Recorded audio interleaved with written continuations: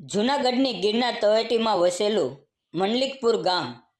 આ ગામમાં એક વિધવા ચારણ સ્ત્રી રહેતી હતી. બિચારી માવતર તો નાનપણથી જ ખોઈ ચૂકી હતી. પિયરમાં મા બાપ કે ભાઈ કોઈ ન મળે.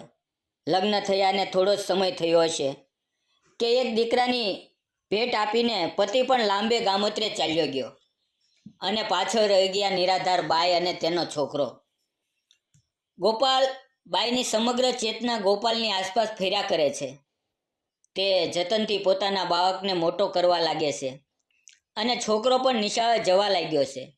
બાઈ વિચારે છે કે હમણાં દીકરો મોટો થશે અને હું રૂપાળી વહુ લાવીશ, પછી એને લીલા લહેર, મારું ઘર પાછું ભર્યું ભર્યું થઈ જશે. પોતાનું પડું થતી ઝૂંપડીને નવા શણગાર સજાવી જીવનમાં રંગત લાવવાના કોડ કરતી બાઈ પોતાના જીવનનું ગાડું હાંકે જાય છે. છોકરો હવે સમજતો થઈ ગયો તો એકવાર પોતાની બાને પ્રશ્ન પૂછ્યો, બા, આપણે મામાના ઘરે જાય તો બધા છોકરા મામાને ઘેર જાય છે, તો આપણે કેમ ન જઈએ? હે બા, મારે મામાને ઘેર જવું છે. બધાય કહેતા હોય છે કે મામાને ઘેર બહુ મજા આવે છે. હાલને બા, આપણે મામાના ઘરે જઈએ.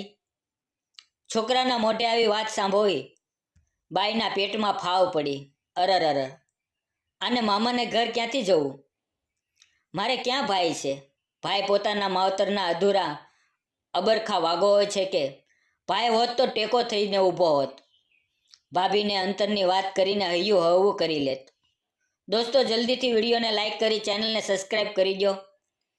પણ આ વિચારોનો કોઈ અંત નહોતો. તે એકલી જ છે, એ જ વાસ્તવિકતા છે. છોકરાએ હઠ લીધી, મારે મામાના ઘેર જવું. પોતાના કાળજાના કટકાને સમજાવવાની બાઈએ ઘણી કોશિશ કરી, પણ આ તો બાળહઠ. ગોપાલ કેમ કરીને માને? બાઈને તો સમગ્ર સંસારમાં પોતાના બાળક સિવાય કોઈ આધાર નથી. તે ગોપાલને સમજાવી નથી શકતી અને તેને દુઃખી જોઈ નથી શકતી. એક વખત બાળક મામાના ઘરની વાત લઈને બેઠો હોય ત્યારે બાજુના ઘરમાંથી રેડિયો પર એક ગીત સંભળાયું અને બાએ બાળકને મનાવવા કહી દીધું કે આ રેડિયો પર ગાય છે ને એ તારો મામો. છોકરો તો મામાના અસ્તિત્વથી રાજી થઈ ગયો. જો બેટા, તારા મામા બહુ આઘા રહે છે અને કામ પણ એવું કરે છે કે નવરાજ ન હોય. હે બા, એ મારા મામા થાય? હા બેટા, એ તારા મામા થાય. હા બા, એનું નામ શું? એનું નામ હેમુભાઈ. હેમુભાઈ ગઢવી. હે બા, હાલને મામાના ઘેર ન જવાય? બેટા, મામા નવરા ન હોય. મામાને કે એક આંટો મારી જાય. બા, તું મામાને પત્ર લખ કે એ આપણે ઘેર આવે. બાઈ ફરી મૂંઝાણી. એક સોગઠું બેસાડ્યું ત્યાં વળી નવી મુસીબત. આ છોકરો સમજતો કેમ નહીં? એમ કહી થોડા પત્ર લખાય, આપણને એને કંઈ ઓળખાણ ખરી? પણ બાળહઠ સામે ફરીથી તેણે નમતું મૂક્યું અને પોસ્ટકાર્ડ લઈ આવી. તેને આકાશવાણીના સરનામે પત્ર લખ્યો. ભાઈ હેમુભાઈ, તમને મારા ધર્મના ભાઈ માનીને કાગળ લખું છું. વીરા, દુખિયાર અભાગણ છું. ભાઈ મારો એકમાત્ર આધાર, મારો દીકરો કેટલાય દિવસથી મામા મામા કરે છે, પણ હું એનો મામો ક્યાંથી લઈને લાવું? મારે તો ભાઈ પણ નથી. માતરમાં કોઈ ન મળે ત્યાં મામાના ઘેર ક્યાંથી લઈ જવું? એને એકવાર રેડિયોમાં તારું ગીત ગાતું સાંભળ્યું ત્યારે કહી દીધું કે આ ગાય છે ને એ જ તારો મામો છે. ત્યારથી તેણે વેન લીધું છે કે મામાને આપણે ઘેર આવે. ઘણું સમજાવતા છતાં છોકરો કેમ કરીને સમજતો નથી. તને ઠીક લાગે તો મારા છોકરાનો મામો થાજે. ભાઈએ પોતાનું સરનામું લખી નાખ્યું. ભાઈનો કાગળ આકાશવાણીમાં પહોંચ્યો ત્યાંથી હેમુભાઈ પાસે પહોંચ્યો. વાંકા ચૂકા અક્ષરોવાળો કાગળ વાંચીને હેમુભાઈની આંખના ખૂણા ભીના થયા. હૃદયમાં પ્રેમનો ઉભરો આવ્યો. પોતે જાત સાથે ગાંઠ બાંધી કે હું એકવાર તો તારા ઘેર આવીશ. બેન, મને માં જણ્યો ભાઈ માનજે. હેમુભાઈએ આ સંબંધ નિભાવવાનું નક્કી કર્યું. તેઓ મનમાં સતત સરનામું વાગવતા રહેતા કે મારે ત્યાં જવાનું જ છે. છોકરા ગોપાલની ઈચ્છા પણ જાગૃત જ હતી. તે બાને પૂછ્યા જ કરતો હતો કે મામા ક્યારે આવશે. બાઈ પણ મનમાં સમજતી કે આવડો મોટો માણસ, આંખની ઓળખાણ આપણે ત્યાં શેનો આવે, નવરો જ શેનો રહેતો હશે. ભગવાન તેને નવરો રાખે. મેં તો ભાઈ માની જ લીધો છે, પણ એને કોણ જાણે કેટલી બહેનો હશે. એકવાર હેમુભાઈનો જૂનાગઢ બાજુ કાર્યક્રમ હતો. તેઓ નક્કી કરે છે કે આજે તો બેનના ઘરે જવું જ છે. રાત્રે કાર્યક્રમ પૂરો કરીને પાછા વળતી વખતે તેણે ગાડીને આ ગામ પાસે રોકવા માટે કહ્યું. દોસ્તો, જલ્દીથી ચેનલને સબસ્ક્રાઈબ કરી દો અને છેલ્લે સુધી વિડીયો જોજો. સલાહકાર શ્રી લાખાભાઈ ગઢવીએ પૂછ્યું કે અત્યારે શું કામ છે? ત્યારે હેમુભાઈ કહે, આ ગામમાં મારી બેન રહે છે. ગાડી ગામના પાદરમાં રોક. હેમુભાઈ ઉતરી કડકડતી ટાઢમાં પણ ઉતાવળે ચાલવા લાગ્યા. લાખાભાઈને નવાઈ લાગી. તેને ખબર હતી કે હેમુભાઈની કોઈ બેન આ ગામમાં નથી રહેતી, પણ તેના આત્મીય મિત્ર હેમુભાઈ કહે છે તો નક્કી કંઈ વાત બની જશે. તેઓ અને સાથી કલાકારો ગાડીમાં બેઠા અને હેમુભાઈને વર્ણનના આધારે બેનનું ખડકી શોધી અને બારણાની સાંકળ ખખડાવી. કોણ ભાઈ? વિચારવા લાગી કે આટલી રાત્રે કોણ હશે. એ હેમુભાઈ ગઢવી બેન, તારો કાગળ મળ્યો એટલે આવ્યો છું. હે હેમુભાઈ?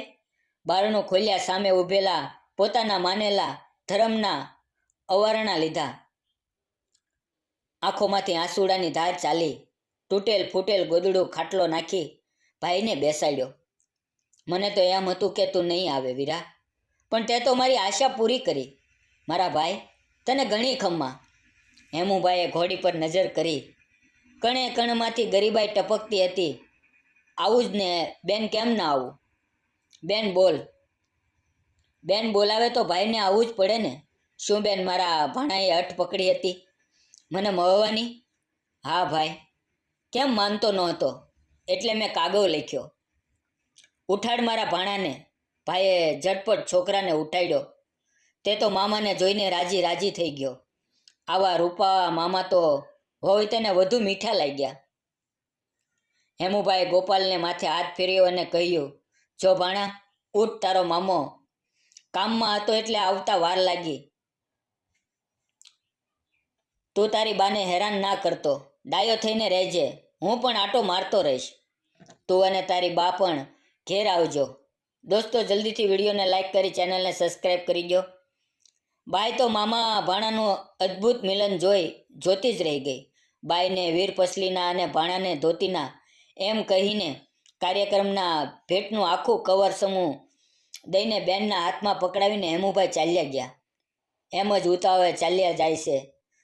જન્મારે ના જોયેલી 100ની નોટોની થપ્પી જોઈને બાઈ તો હેમુભાઈની પાછળ ભાગી.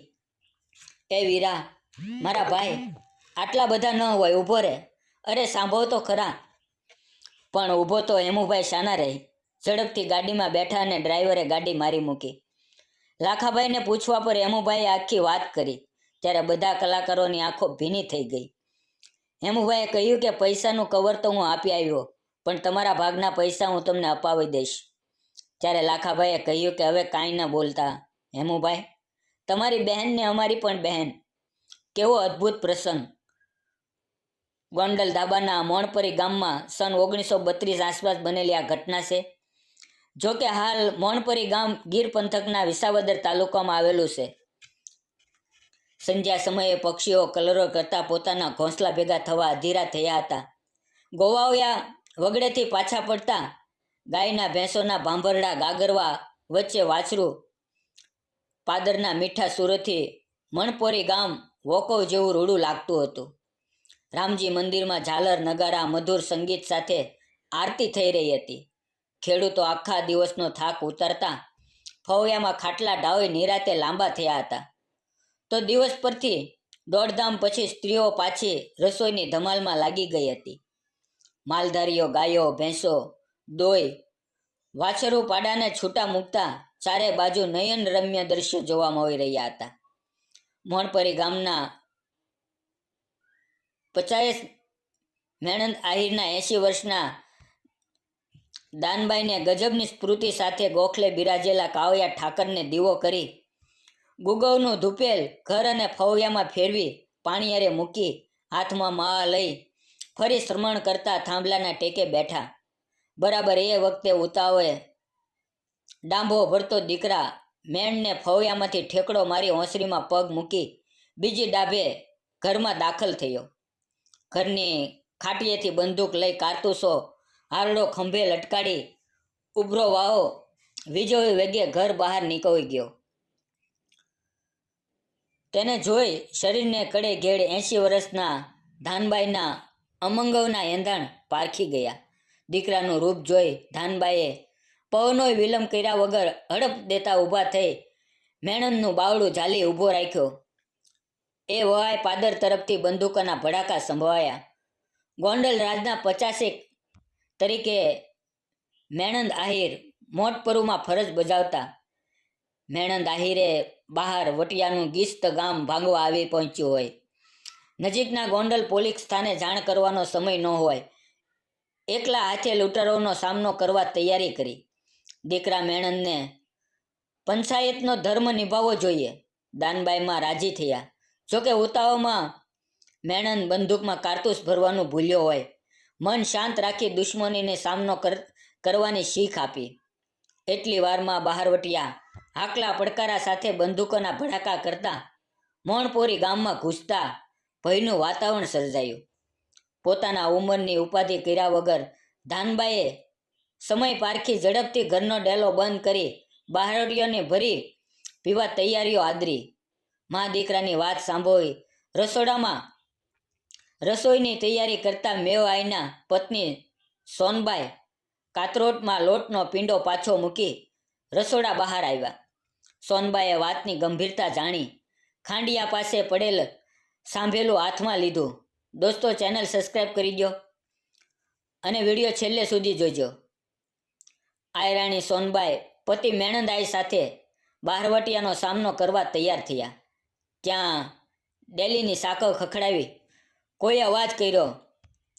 ખોલો માં.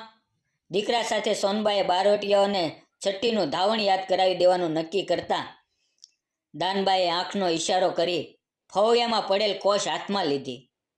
ત્યાં ફરી ડેલાની સાંકળ જોરથી ખખડવાનો અવાજ આવતા દાનબાઈમાં પીઠ પાછળ કોશ છુપાવી ડેલો ખોલવા આગળ વધ્યા. સોનબાઈ સાંભેલું લઈ ડેલાના કમાડ પાછળ છુપાઈ ગયા. ત્યાં મેણંદ આહિરે ઓસરીમાં પડેલ બાજરા અને ગુણો પાછળ બંદૂક ગોઠવી નિશાન તાકી તિરાડમાંથી ધાનબાઈએ નજર કરતા 3 બુકાની ધારી બહારવટિયા ફરી બંદૂકે ડેલા પર જોરથી દસ્તક મારતા જોયા. ડેલી ખોલવામાં વડું થાય તો બાકીનું કટક આવી પહોંચવાનું જોખમ લાગતા ધાનબાઈ માએ શાંતિથી જવાબ આપ્યો, અરે શું ઉતાવળ કરાશો ભાઈ, થોડીક ધીરજ રાખ, ડેલો ખોલું છું. ડોશી ક્યાંકના બાખું ખવડાવીને શું કાનમાં પૂમડા ભર્યા છે? ના બાપલિયા, ઠાકોરનો દીવો કરતી હતી એટલે વાર લાગી.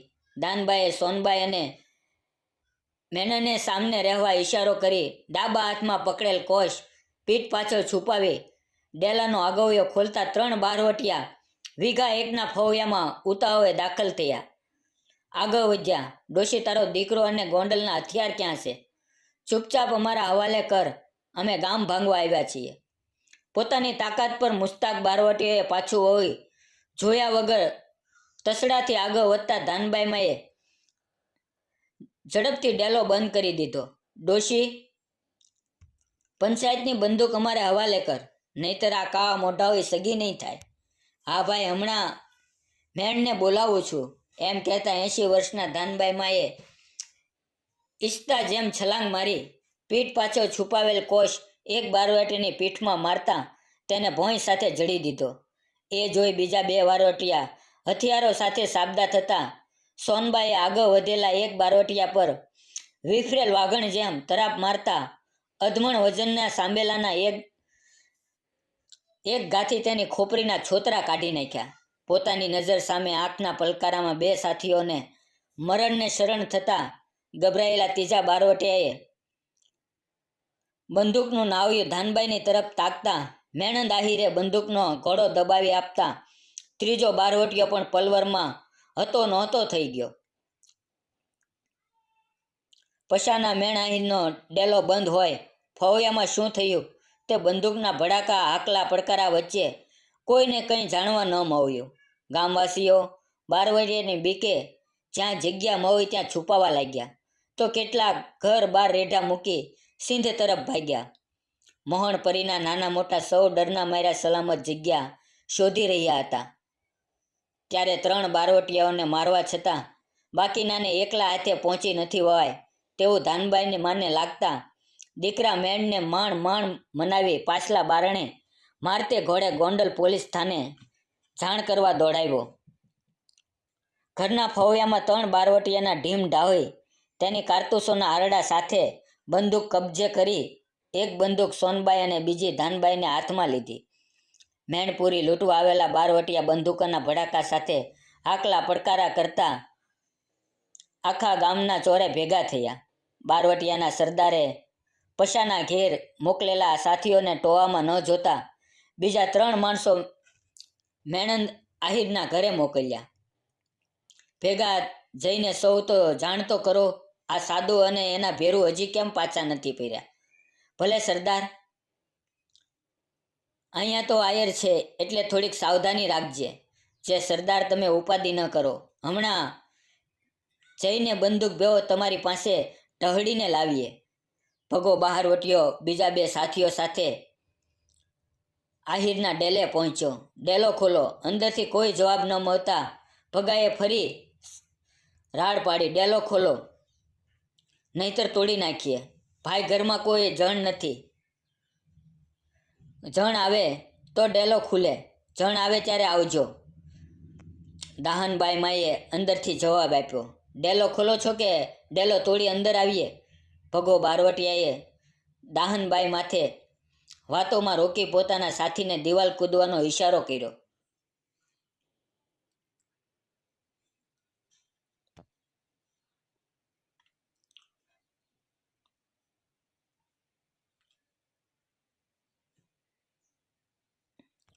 મિત્રો, આગળનો ભાગ સાંભળવા માટે ફરી મળશું આવતીકાલે. ત્યાં સુધી આવજો.